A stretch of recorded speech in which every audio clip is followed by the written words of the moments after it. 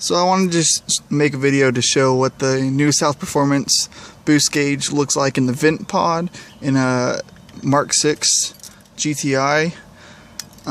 It's pretty clean install. It looks pretty good. It functions really well. It's a mechanical instead of an electrical boost gauge, which I really like. And it's really easy to install. I'm just going to turn the car on real quick, and then we'll talk about the gauge and the install. So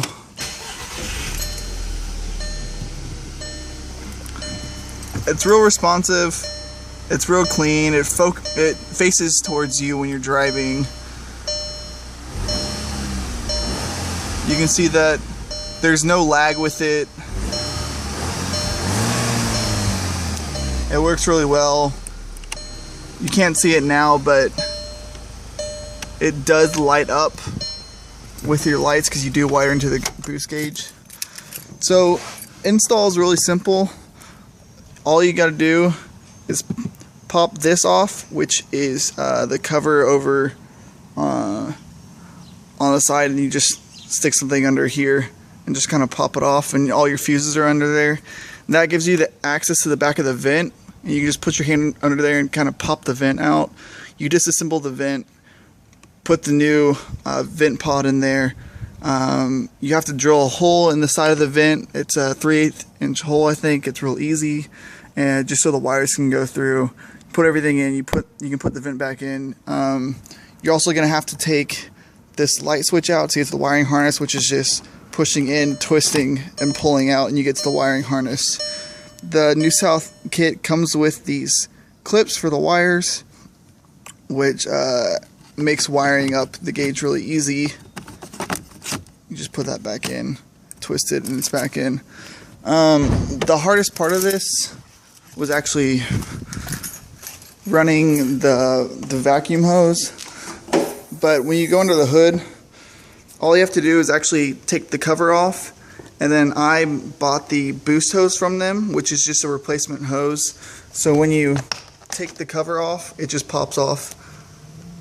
The hose starts right here and over there, and you just replace the hose, and it already has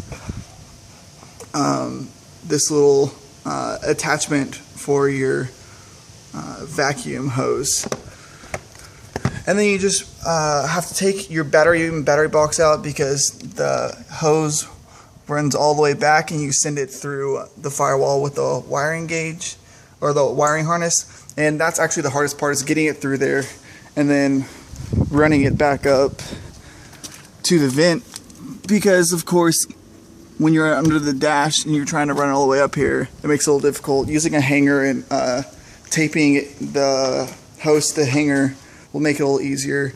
As you can see, my hose isn't run in a very good fashion. It's just over the top of the engine right now, but I'm probably going to replace my intake within a week. So once I put the new intake in, we'll see how everything looks and actually figure out a good way to route the hose.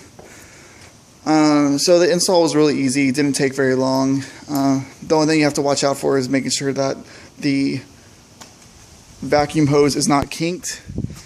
And when you're checking to see that everything is good with the boost gauge, just turn on your car, let it sit with the AC off, and you should be at 20 inches of mercury in vacuum.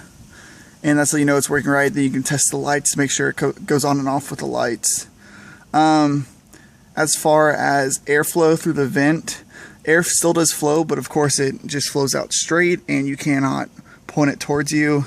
I don't think it's a big deal, and I'm in South Texas. All I do is point the two middle vents at me. I usually don't have a passenger in my car, so I just point those at me, and I get enough airflow. And so I just either have this only halfway open so I can, catch some air with my hand, or I just have it all the way closed. It's not a big deal.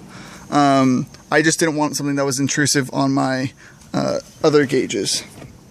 So that is the NewSouth boost gauge in a 2012 GTI in the vent pod. Super easy installation, super good gauge. It's, like I said, mechanical instead of electrical, so you don't have the lag. And I think it works wonderfully. It looks really good. It looks pretty close to stock, and I'm extremely happy with it.